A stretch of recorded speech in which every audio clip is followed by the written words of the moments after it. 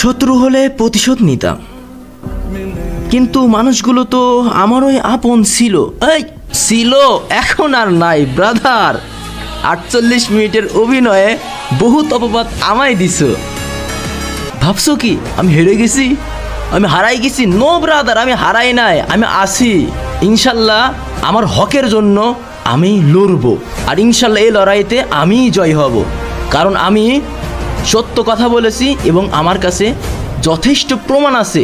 Guys, তোমাদের উদ্দেশ্যে একটা কথা বলি, বাংলাদেশ টপ 15 48 মিনিটের ভিডিওর মধ্যে যেই টপিকটা তোমাদের কাছে সত্য মনে হয়েছে, ওইটাও ইনশাল্লাহ আমি মিথ্যাতে পরিবর্তন করে দেব। এতটাই সত্য প্রমাণ আমার কাছে আছে। জাস্ট আমার ভিডিওর অপেক্ষায় থাকো।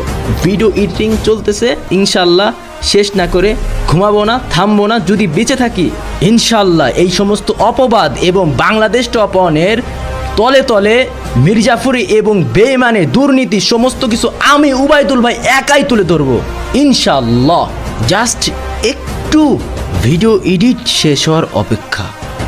এই ভিডিও এডিট আর শেষই হচ্ছে না। চল জিল্লু, আমরা যাই ভিডিও এডিট করি, পরে আবার ট্রেনিং রাউন্ডের গেম পেলে দেখি আমাকে প্যানেল ইউজারও বলে দিতে পারে।